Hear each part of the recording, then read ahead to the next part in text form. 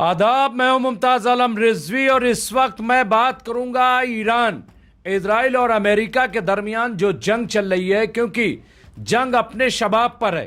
पूरी दुनिया परेशान है, हैरान है और ईरान की ताकत को देख करके हैरान है कि आखिर ये ईरान इतना मजबूत कैसे, जो सुपर पावर अमेरिका को धूल चटा रहा है, अमेरिका घुटने पर आ रहा है।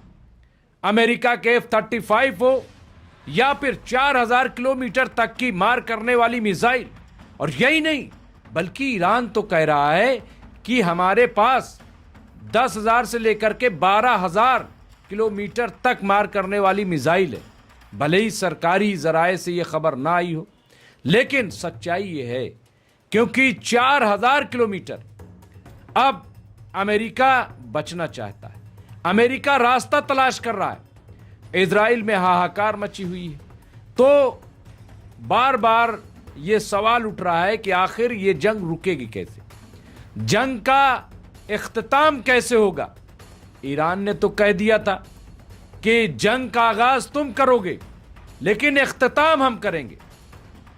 अब कोई कह रहा है कि हिंदुस्तान अगर कोशिश करे तो जंग रुक सकती है, कोई कुछ कह रहा है रूस और चीन चाहे तो जंग रुक सकती है, अलग अलग हवालों से। लेकिन डोनाल्ड ट्रंप कहां है? अमेरिकी सदर डोनाल्ड ट्रंप कहां है, जो दुनिया भर की जंगों को रुकवाते फिर रहे थे? कह रहे थे साहब हमने हिंदुस्तान पाकिस्तान में जंग रोक दी, हमने फला जगह हो रही थी जंग वो रोक दी। अब कहां है अमेरिका? और डोनाल्ड ट्रंप के बारे में तो ऐसा लग रहा है कि जैसे डोनाल्ड ट्रंप अब उनकी सिट्टी पिट्टी गुम है। अब वो कहीं ना कहीं ऐसा लग रहा है कि वो इख्तियार में उनके कुछ भी नहीं रह गया, यहां तक कि उनकी सरकार भी खतरे में दिखाई दे रही। तो ऐसे में आप देखिए, यहां पे मैं आपको दिखा रहा हूं कि ईरान की तरफ से 6 शर्तें जो रखी गई हैं वो बहुत इंपॉर्टेंट हैं, और क्या उसे अमेरिका मानेगा? और नहीं मानेगा तो फिर जंग कैसे रुकेगी? स्ट्रेट ऑफ हुर्मुज बंद है, हाहाकार मचा हुआ है अमेरिका के अंदर भी। अब तो रेड सी भी अंसारुल्लाह लाहौती ने बंद कर दिया है। तो रेड सी, आप सोचिए, रेड सी और स्ट्रेट ऑफ हुर्मुज कुल मिलाकर के 60% इन मकामात से माल जाते हैं दुनिया भर में, और ये 2 रास्ते बंद हो गए। लोग कह रहे थे कि स्ट्रेट ऑफ हुर्मुज की तो कोई ना कोई रास्ता, कोई ना कोई इसका तलाश कर लिया जाएगा, लेकिन रेड सी बाबुल मंदब अगर बंद हो गया, और जैसा कि ऐलान हुआ कि बंद हो गया, अंसारुल्लाह लाहौती जंग में कूद पड़ा, तो फिर अब क्या होगा? लेकिन फिलहाल आप देखिए, ये अलमायदीन की रिपोर्ट है, उसके मुताबिक जंग खत्म करने के लिए ईरान ने 6 शर्तें रखी हैं। अभी बहुत क्लियर नहीं, लेकिन 6 शर्तें आ रही हैं। अलमायदीन ने अगर ये बात कही है तो जाहिर सी बात है कि उसे मानना पड़ेगा। 6 शर्तें यहां पे। नंबर 1, यहां पे कहा गया है कि जंग को ना दोहराने की गारंटी दी जाए, यानी इंटरनेशनल आलमी जो एजेंसियां हैं, आलमी जो ताकत है, वो इस बात की गारंटी दे कि दोबारा जंग नहीं होगी। क्योंकि इससे पहले आप देखिए, अभी जून 2025 में बिला वजह जंग ईरान पे थोपी गई, और 6 महीने बाद फिर तमाम तर कोशिशों से आप देखिए कि बातचीत फिर शुरू हुई। अच्छा, जंग जो सीज फायर हुआ था वो अमेरिका के ही कहने पे हुआ था। अब 6 महीने बाद अमेरिका और इजराइल ने फिर ताबड़तोड़ हमले कर दिए।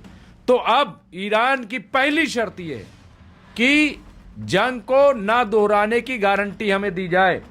तो पहली शर्त यह है। दूसरा यह है कि मिडिल ईस्ट जो है, उसके पूरे इलाके से तमाम जो अमेरिकी फौजी अड्डे हैं वो बंद कर दिए जाएं।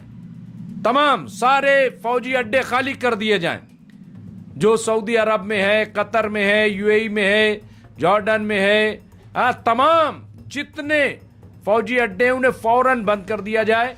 और आप ये देखिए कि ईरान लगातार इन तमाम फौजी अड्डों पे जो अरबों में मौजूद हैं उनको टारगेट कर रहा है, और एक के बाद एक सबको तबाह बर्बाद कर रहा है। बहरीन का तबाह हो गया, जॉर्डन का तबाह हो गया, कतर में भी मार दिया।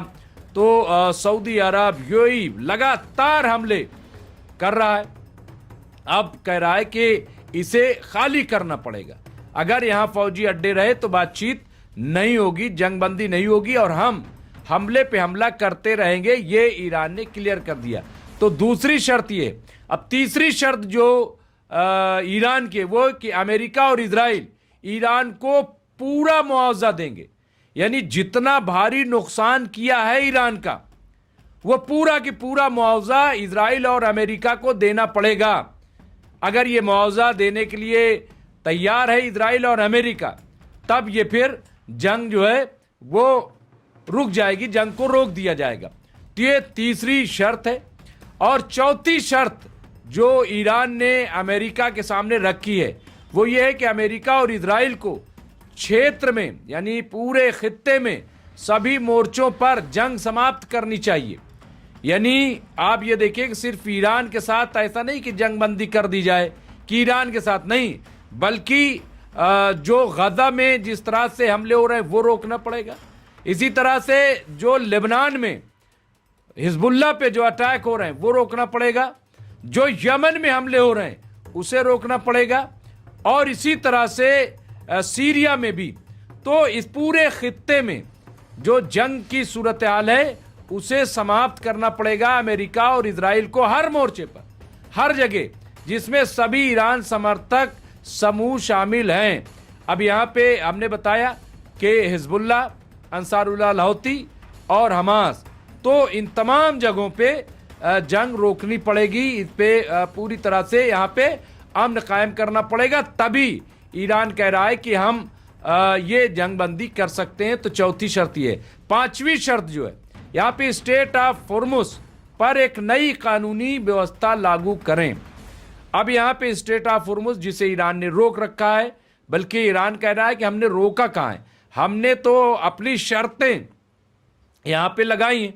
क्योंकि आप देखिए कि तमाम चीन को तेल जा रहा है, दूसरे मुल्कों को गैस जा रही है, सब कुछ यहाँ से गुजर रहा है, तो नई व्यवस्था यहाँ पे लागू करनी पड़ेगी। और ईरान ने वहाँ पे अब टैक्स लेना शुरू कर दिया है कि जो यहाँ से गुजरेगा उसे ईरान को टैक्स देना पड़ेगा, बगैर टैक्स के वो नहीं जा सकता। तो इसे अब ईरान चाहेगा कि इसे परमानेंट किया जाए और इसे सब कबूल करें। ये जाहिर सी बात है कि ईरान को भी तो कोई सोर्स चाहिए, कोई पैसा चाहिए, बगैर उसके कैसे होगा। इसके साथ साथ छठी शर्त जो है, विरोधी मीडिया के तत्वों को ईरान को सौंप दें। जो विरोधी मीडिया के तत्वों हैं उनको कहा है कि ईरान को ये सौंप दिया जाए। तो इस तरह की आप देखिए यहाँ पे 6 शर्तें ईरान ने अमेरिका और इजराइल के सामने रखी हैं। अब ये शर्तें जो 6 हैं, क्या अमेरिका इसको मानेगा, क्या अमेरिका इसे कबूल कर लेगा? मुझे तो नहीं लगता है कि अमेरिका इसको कबूल कर लेगा, लेकिन सवाल यह है कि अमेरिका के पास इसके अलावा क्या कोई और रास्ता है? ईरान अपने आप को कैसे बचाएगा? क्योंकि अमेरिका अपने आप को कैसे बचाएगा? जहां तक ईरान का ताल्लुक है तो ईरान के पास खोने के लिए बचा क्या है? आपने ईरान के सुप्रीम लीडर को मार दिया, आपने ईरान पे जहां आप चाहते थे वहां अटैक कर दिया, बच्चों को मार दिया। अब तक ईरान में 2,500 से 3,000 लोग शहीद हो चुके हैं, जिनमें आप देखिए कि लारिजानी जैसे कमांडर को भी, सलामती काउंसिल के जो चीफ थे, सरबराह थे, उन्हें आपने मार दिया। आयतुल्लाह सैयद अली खामनाई को शहीद कर दिया। इसी तरीके से कई आपने बड़े लीडरान को मार दिया। तो अब ईरान सिवाय जवाब देने के ईरान के पास कोई ऑप्शन नहीं है। अब आप जो है उनके न्यूक्लियर प्लांट पे हमला कर रहे हैं, तो डिमोना पे वापस हमला किया है और आपने देखिए पूरी आग बरस रही है इजराइल पे। और ईरान ने यह दावा किया है कि इजराइल पे आसमानों पे हमारा कब्जा हो गया है। तो ये जो पूरी सूरत हाल है, और ईरान ने साफ कर दिया है कि हम 1-2 महीना नहीं, 2-3-4 साल तक लगातार आपसे जंग करते रहेंगे। और अगर आप ये समझते हैं कि हमारे पास 2 साल की मिसाइल है, तो हम इसी दौरान प्रोडक्शन भी अपना जारी रखेंगे। हम ड्रोन भी बनाना जारी रखे हुए हैं, मिसाइल भी बनाना जारी रखे हुए हैं। जंग रुकने वाली नहीं है। तो ये आप देखिए पूरी सूरत हाल है और पूरी दुनिया में हाहाकार मची हुई है। अब ये देखना होगा कि कौन मुल्क इसमें मीडिएशन के लिए आगे आ रहे हैं। जहां तक अरबों का ताल्लुक है, अरब लीग हो, ओआईसी हो, ये कितना कारगर साबित होंगे ये कह पाना मुश्किल है। अलग अलग तरह की बातें आ रही हैं। इन्होंने मीडिएशन आपने देखा कि लेबनान में किया था, तो क्या उसे इजराइल ने माना? इन्होंने गाजा में मीडिएशन किया था, सालसी की थी, तो क्या इजराइल ने गाजा पे हमले बंद कर दिए? नहीं बंद किए। तो सवाल यह है कि गारंटी कौन लेगा? क्या सीरिया लेगा? क्या ये मिस्र लेगा? कौन गारंटी लेगा? किस तरह की गारंटी होगी? बहरहाल जो भी इस सिलसिले में होगी खबर हम आपको अपडेट करते रहेंगे। देखते रहिए एमएमसी न्यूज इंडिया। बहुत बहुत शुक्रिया।